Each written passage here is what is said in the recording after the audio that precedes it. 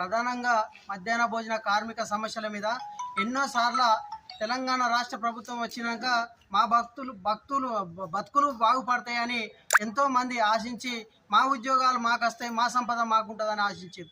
కానీ తెలంగాణ రాష్ట్ర ప్రభుత్వం వచ్చినాక 10 సంవత్సరాలు కాలయాపన చేసి మధ్యాహ్న భోజన కార్మికులు ఎన్నో సమ్మెలు చేసినప్పటికీ వాళ్ళ యొక్క జీతాలలో కానీ ఇవాళ వాళ్ళు పెట్టే నిత్యావసర సరుకులలో కానీ ఎలాంటి మార్పు తీసుకురానటువంటి తెలంగాణ రాష్ట్ర ప్రభుత్వానికి ఎన్నో దరఖాస్తులు పెట్టాం. కానీ పెడసవిన పెట్టినటువంటి ప్రభుత్వం.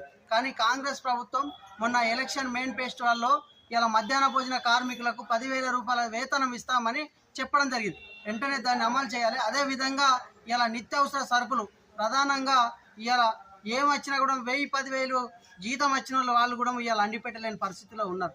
కానీ ఇలా ఒక మంత్రి ఇంట్లో పనిచేస్తే కూడా బోర్లు దమ్మితే 15,000 నుంచి 20,000 రూపాయలు ఇస్తూ ఉన్నారు. కానీ వీళ్ళు ఉన్నత స్థాయిలో చిన్నపిల్లలకు ఇలా స్కూళ్ళల్లో 10th వరకు వంటలు చేసి పెద్ద బళ్ళల్లో కూడా వంటలు చేసి పెడుతున్నటువంటి మధ్యాహ్న భోజన కార్మికులకు ఇవాళ 3,000 వేతనం ఇస్తే ఇవాళ వాళ్ళు టమాటాలు కొనుక్కొచ్చి పప్పు నిత్యావసర సరుకులు కొనుక్కొచ్చి పిల్లలకు నాణ్యతమైన ఫుడ్లు పెడతా ఉన్నారు.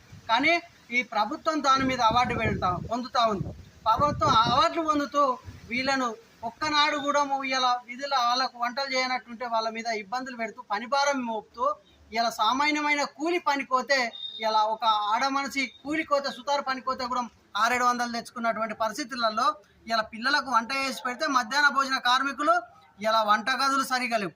ఇలా వంటగదులు లేక ఉన్నా కూడా ఇలా కట్టెలు 1,000 రూపాయల క్వింటల్ కట్టెలు కొనుక్కొచ్చి ఇలా వాళ్ళు వంట పెడతా ఉన్నారు. కళ్ళు ఖరాబ్ అవుతా ఉన్నాయి. ఇలా గ్యాస్ సిలిండర్లు కూడా 1,000-1,500 పెడితే ఇలా గ్యాస్ సిలిండర్కు పైసలు కూడా వాళ్ళు స్వయంగా పెట్టుకొని తెచ్చడం జరుగుతుంది. కానీ ప్రభుత్వాన్ని మేము అడుగుతా ఉన్నాం, మీరు ఇచ్చే జీతం ఎంత అండి, వీళ్ళు ఏడికెళ్ళి పెట్టాలని మేము అడుగుతా ఉన్నాం.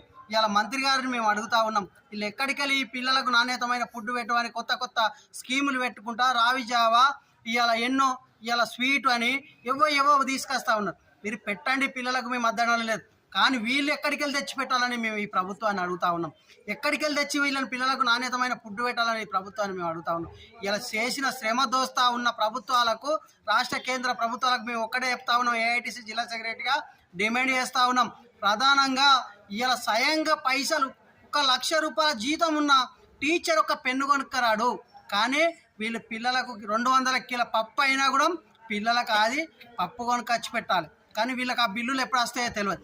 కోడిగుడ్డు మీరు ఇచ్చే 5 రూపాయలు 4.5 ఇస్తే 7 రూపాయలు వచ్చినా కూడా వీళ్ళకి కొనుక్కొచ్చి పెట్టాలి. అదనంగా 2 రూపాయలు పోతుంది. కానీ వీళ్ళు ఎక్కడికెళ్ళి బాగా తెచ్చి పెట్టాలని ప్రభుత్వాన్ని మేము అడుగుతా ఉన్నాం.